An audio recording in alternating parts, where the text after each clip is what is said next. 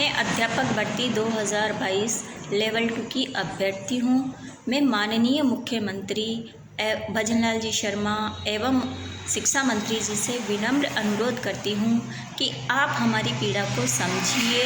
हमसे कम नंबर वाले लोग नौकरी कर रहे हैं, आज वो विद्यालय में सेवा दे रहे हैं और हम उनसे अधिक नंबर 6-6, 7-7, 8-8 नंबर हमारे ज़्यादा हैं, तब भी हम दर दर की ठोकरें खा रहे हैं, न्याय की गुहार लगा रहे हैं। कभी हम सचिवालय के चक्कर काटते हैं, कभी हम कोर्ट के चक्कर काटते हैं, कभी हम बोर्ड के चक्कर काटते हैं और कभी कभी तो इस कड़ी धूप में हम सुबह से शाम तक, रात तक हम भूखे रह जाते हैं, क्योंकि हमें सिर्फ न्याय चाहिए। और एक लंबी लड़ाई के बाद जब हम माननीय हाई कोर्ट से जीत चुके हैं, माननीय हाई कोर्ट का जो फैसला है वो हमारे पक्ष में आया है।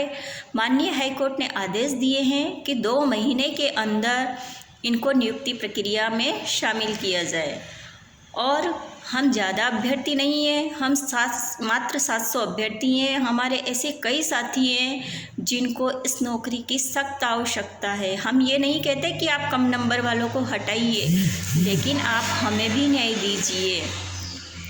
एक महिला अभ्यर्थी जब तैयारी करती है तो उस महिला अभ्यर्थी के लिए तैयारी करना कितना मुश्किल होता है ये कोई भी नहीं समझ सकता, क्योंकि एक महिला जो भी इस एज में, मेरी एज 44 है, इस एज में तैयारी करना कितना मुश्किल होता है ये एक केवल तैयारी करने वाला ही समझ सकता है। क्योंकि बहुत सारी हम पर जिम्मेदारियां होती है, घर परिवार होता है, हमारे बच्चे होते हैं।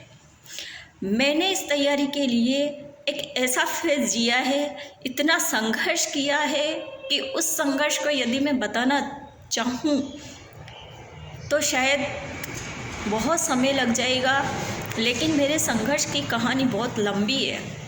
मैंने इसमें ऐसा फेज़ भी जिया है जिसमें मेरे पास रहने के लिए घर नहीं था, मात्र परीक्षा के 20 दिन थे और मैं जिस घर में किराए से रहती थी वो घर बिक गया था।